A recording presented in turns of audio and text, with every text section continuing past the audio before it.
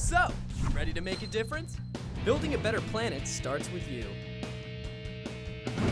Aqua Kids, traveling around the world, going where we've never been before, having fun and so much more, learning from our friends of the sea, saving them is up to you and me. Aqua Kids.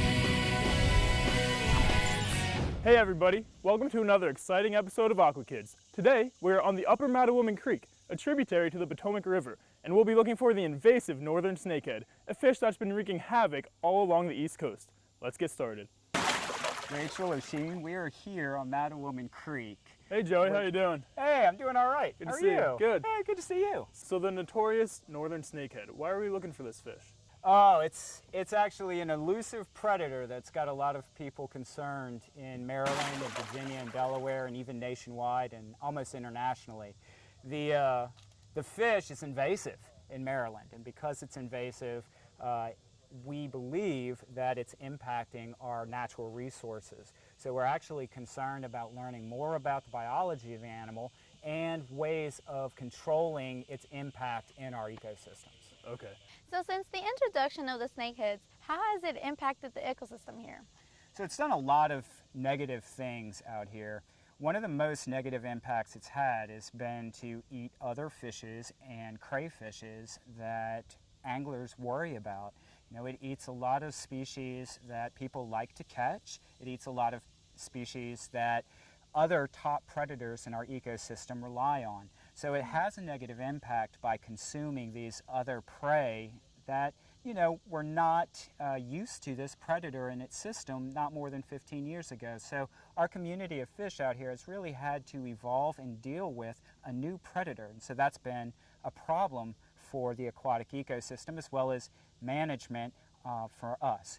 So that's one way. The other major negative impact it's had is because it's such a good disperser. It's spread out throughout the Chesapeake Bay watershed, which is the nation's largest estuary, in under 15 years, and that's pretty doggone remarkable for an invasive fish. So we see it now not only in tidal waters like Mattawoman Creek out here, but we even see it in non-tidal areas like the non-tidal Potomac above Great Falls, which is a huge waterfall chain, and we're starting to see them more commonly in some of the impounded waters in Maryland. So as the species spreads to new environments within Maryland and in the Mid-Atlantic region, more people are encountering this species and they have questions about how to handle it. What do I do when I catch one? Is it going to bite me?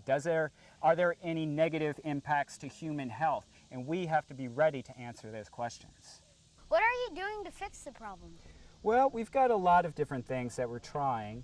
One thing we're trying is electrofishing. So we have this electrofishing boat which produces electricity that charges the water and charges the fish in the water. And so we can use that to target snakeheads and remove them from waters. But it's an expensive boat and we don't have a lot of people within the Department of Natural Resources to do that work throughout the whole Chesapeake Bay watershed. So we really enlist the services of anglers and bow hunters especially to try and target these snakehead where they live and remove them from the habitat. So we encourage harvest and we encourage people to eat them.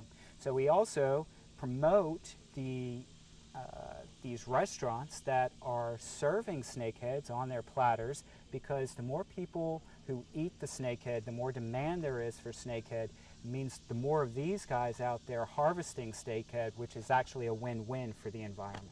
So do the bow fishermen have easy access to the snakehead? Like, does it stay in shallow water, or how do they hunt for them? So that's a great question, and we've been learning more about their habits for about 4 or 5 years now. And we've learned a lot about him from some of the work that we've done as an agency, but also from the anglers. Any chance we can talk to a local bow fisherman? Yeah, of course. In fact, we brought one today. Jason's sitting right over there, and we'll be able to go over and visit with him on his boat for a while. Let's check it out. All right. Now it's time for Aqua Quiz with your host, Drew Cruz. I'm your host, Drew Cruz, and it's time to test your knowledge with another Aqua Quiz. The northern snakehead is a species of snakehead fish native to China, Russia, and North and South Korea. The first reproducing population in the U.S. was found in a Crofton, Maryland pond in 2002. Do you know how many eggs a female snakehead fish can release during spawning? Is it A, 3,000, B, 5,000, C, 10,000, or D, 15,000? I'll have the answer after the break. Aqua Kids will be right back. Welcome back. Do you know how many eggs a spawning female snakehead can release? The answer is D, 15,000. And a female snakehead can spawn up to 5 times a year. I'll be back with another Aqua Quiz next week. Welcome back to Aqua Kids. You see the arrows Hey right Jason, here? how you doing? All right, how you doing today? Good, good. How'd you get into bow fishing? I started probably about 6 years ago, and just a friend of mine took me out one day, and I got hooked on it, and been doing it ever since. Getting more equipment and better equipment every year. Nice. So why is this the most effective method for hunting the snakeheads? It just seems to be the most effective method. You see more. We do a lot of it at nighttime, and I have the lights on here, and it helps you see them at nighttime. And it seems like they pop in the water with the lights when it hits them. Most people aren't too familiar with bow fishing. Could you just show us what it's like real quick? Sure, no problem. Wow. It's a big contraption. Yeah, you got your bow, your rest, just like a regular hunting bow.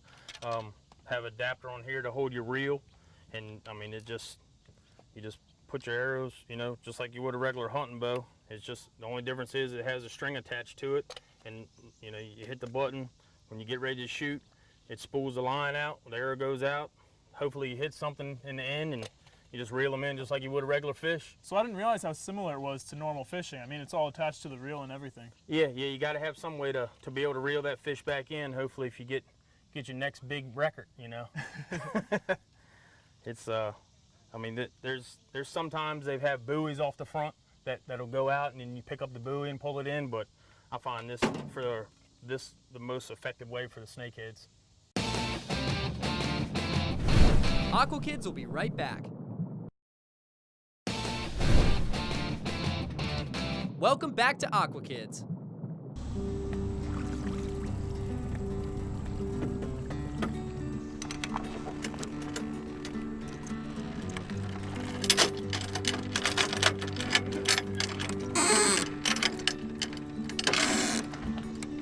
Now Joey, we're all set up, we're out on the river. I think they're in for a shocking experience, these snakeheads. I really hope so. We're going to do our best. All right, let's get started. All right, let's do it. So what you're going to need is to grab a hold of that net Okay. and keep your hands out of the water. So when we get ready, just go ahead and kick in the pedal. Okay. And you'll get started with the electric charge in the water. And that right there is your anode. So that's the negative end, and that's where the fish will likely be coming up. So typically what we do is you'll stay on this side and I'll stay on this side, and as Tim motors forward, we'll move into habitat where we think snakeheads may be.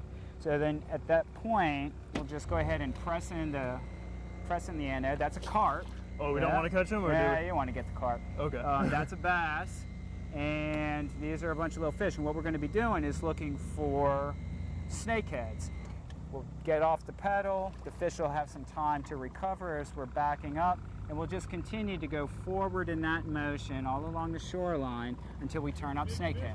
So right now we're moving through this hydrilla bed, and we are electrofishing looking for northern snakehead. We're seeing a lot of fish getting stunned, like sunfishes and some carp. That's a big carp. That's a blue catfish, and it's invasive to the Chesapeake Bay watershed, and as you can see, it's a really big one, and we do see them even this far upstream. And what we're doing now is we're going to pull them out of the bay, put them in our live well here, and in that live well he'll have some time to recover, so he's not dead, he's actually alive, he's just stunned. We don't usually pull that many blue catfish out of the water and put them in the boat, because as you can see, that one individual is huge, and these guys can get up to 80, 90 pounds. Wow. So we would weight down the boat very heavily pretty quickly if we started pulling in every blue catfish. Right. So we do what we can, we harvest what we can, when we can, but oftentimes when we're out doing these surveys, we need these live wells for other fishes. And if we just loaded them up with blue catfish, we wouldn't have any water space for the other things that we're trying to catch. Right. Yeah. All right, well, let's find some snakehead here. Let's do it. Is hydrilla their typical habitat? Yeah, so we find snakeheads often in thick hydrilla beds like this. So they love just kind of hunkering down, and they're really good at living in those kind of shallow, thick, dense mats of grass. It's not the only place we find snakeheads. We also find them in areas where there are no grasses. So while out here it would be common for us to find them, if we were working in an area with less grass or no grass, then it would be as likely to find a snakehead out there too. Okay.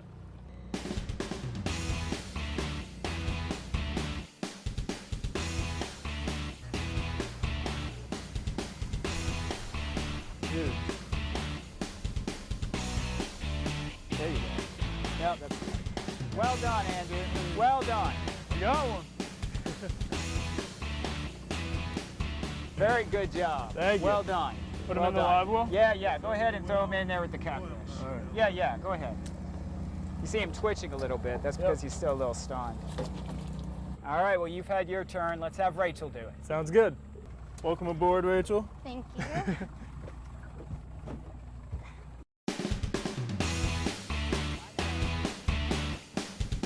Hey, Rachel, you can let this guy go. Okay. Well done. Okay, so this is a northern snakehead, and you guys can see he's a little subdued because of the hot weather and the temperature, which makes it easier for him to be handled like this. Usually they're very feisty and they'll leap out of the hand, maybe even out of the boat. See, and that didn't even bother him, so he's actually doing pretty well. You know, you guys can check the color patterns here resemble that of perhaps a python, Yeah, a little definitely. snake-like, right? And that flat head is a little reptilian, so I think that's what gave rise to the name snakehead. He's got some gnarly teeth here. You want to check out that mouth? Yeah, We can I can go open it ahead. up? Yeah, well, we can go ahead and do that for you. Freshwater predator has a lot of teeth, which is pretty unlike a lot of our other top freshwater predators here. Long-nosed gar also have these sharp teeth, but they don't have as many. This animal not only has teeth on the bottom and the top of its mouth, it also has them in its throat. So it's a really effective predator. Once it grabs hold of its prey, the prey won't escape its mouth. So it's very good at consuming a lot of very different things and not having those things escape. So it's an opportunistic feeder? Absolutely. It eats a lot of different prey items. It eats fish, it eats crayfish, crawfish, it eats frogs, even small mammals that fall into the water. So once a small prey item falls into its mouth or it hunts, then it's less likely to escape the mouth because all those teeth impale it. So it's really good at capturing what it wants and not having its food basically get away. So we got this gigantor catfish. Can we talk about it a little We more? sure can talk about it. Do you want to go ahead and grab the monster? I'd like to, All right, yeah. let's do it. Come on, buddy.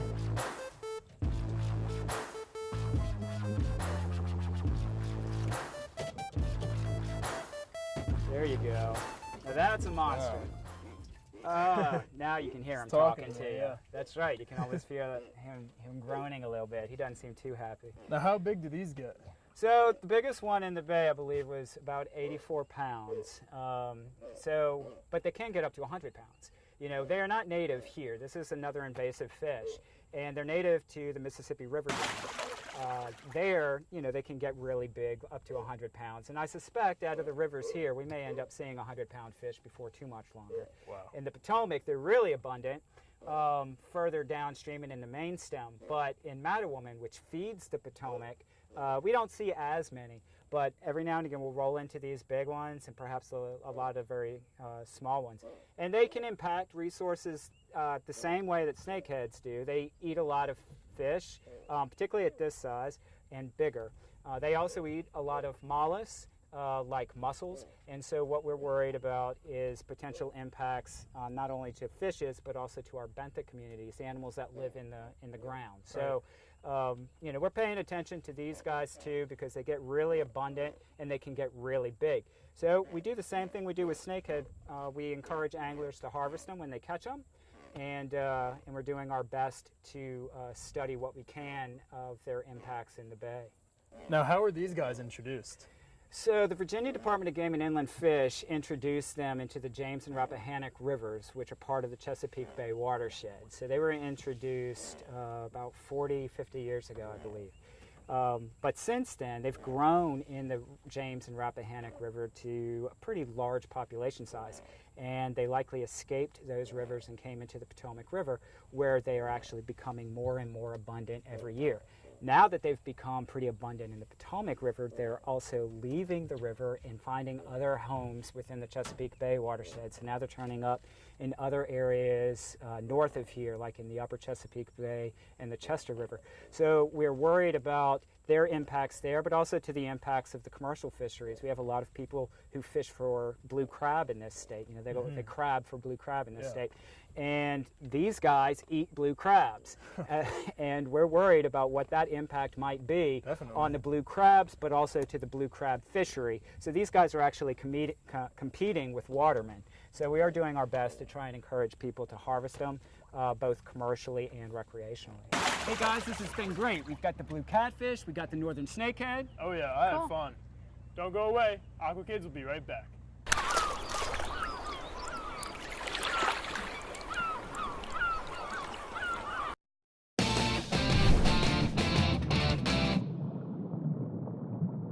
Welcome back to Aqua Kids. We're gonna check out what's inside this fish. We're gonna dissect it.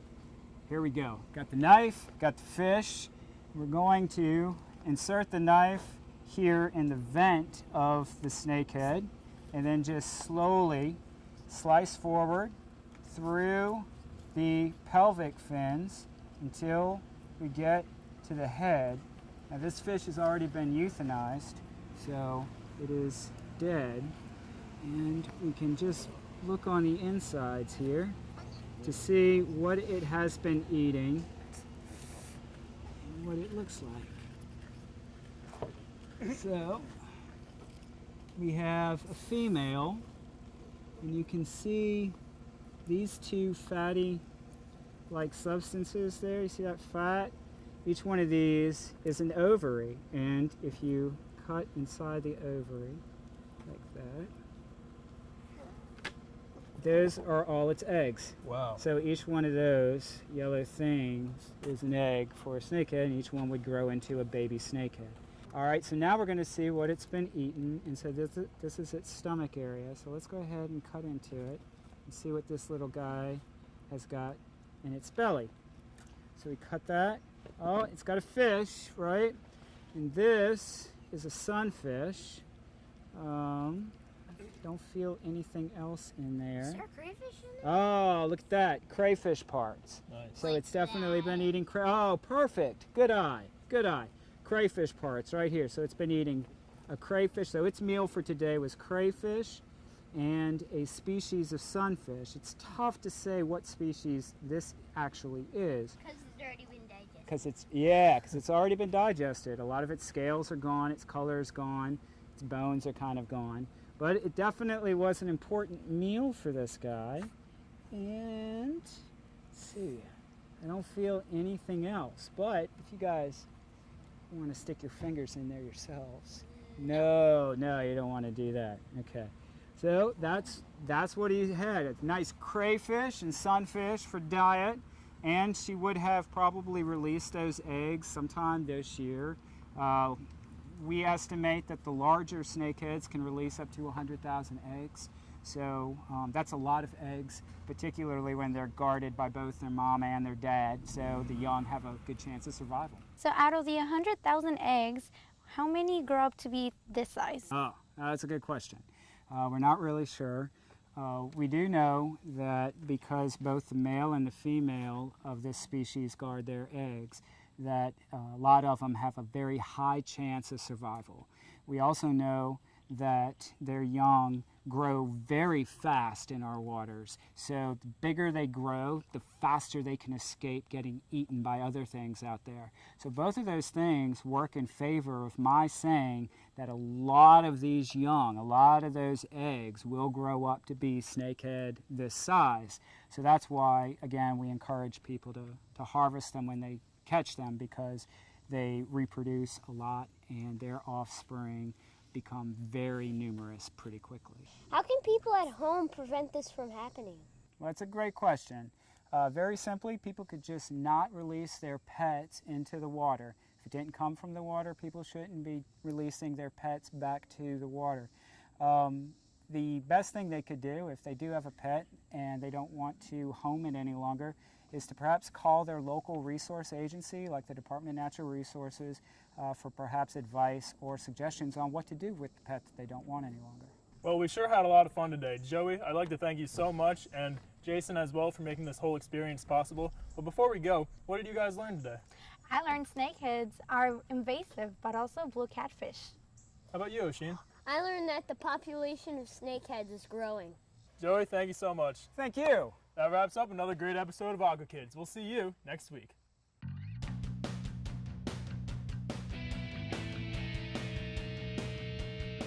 How about you, Oisin? I learned that I forgot. Fire. Going where